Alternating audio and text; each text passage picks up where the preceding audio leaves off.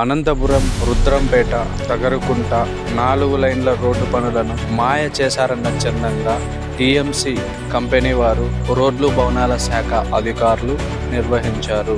ఈ రోడ్డు పనులలో నిబంధనలను, నాణ్యతలను, రోడ్డు ప్రమాదాలకు కేరాఫ్గా చేయాలంటే చేయాలన్నట్లు తక్కువ ఆర్థిక వనరులు వెచ్చించి తక్కువ సమయంలో పూర్తి చేయాలని బూటకం చేశారని ప్రజలు ఆరోపణ. సాధారణంగా 2 లైన్ల నుండి 4 లైన్లకు రోడ్డు నిర్మించాలనంటే ఇప్పుడు ఉన్న విస్తీర్ణం కంటే ఎక్కువ విస్తీర్ణాన్ని వెడల్పు చేసుకోవాల్సి ఉన్న ప్రస్తుతం నిర్మించిన 4 వరుసల రోడ్డు నుండి రోడ్డు పక్కనే ఉన్న ఇళ్లకు కనీసం కాలు మోపడానికి వీలు లేకుండా నిబంధనలను తుంగలోకి తొక్కి సానుకూల అనుకూలతల కోసం చేతివాటాన్ని కూడా ప్రదర్శించి ఈ విధంగా చేశారనే ఆరోపణలు బలంగా వినిపిస్తున్నాయి.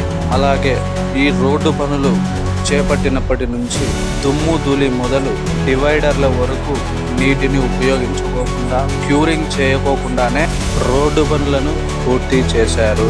ఈ రోడ్డు 4 కిలోమీటర్ల మేర కూడా అమర్చిన విద్యుత్ స్తంభాలలో విద్యుత్ తీగలకు వాడే యాంగ్లేర్స్ను కూడా 2 వైపులా కాకుండా ఒకే వైపుకు ఓ నూతన ట్రెండ్ను సెట్ చేస్తూ గృహాల వారికి, సిఫార్సుదారులకు అనుకూలంగా ప్రతి ఒక్క విద్యుత్ స్తంభాన్ని అలాగే నిర్మించారు.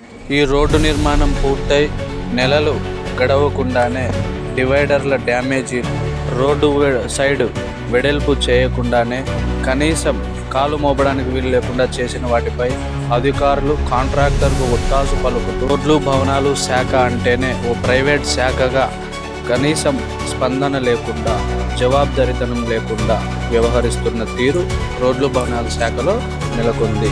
మరీ ముఖ్యంగా ఈ 4 కిలోమీటర్ల రోడ్డుకే 12 డివైడర్లను ఏర్పాటు చేసి అత్యధికంగా ప్రమాదాలు వాటిల్లే విధంగా ఏర్పాటు చేశారు.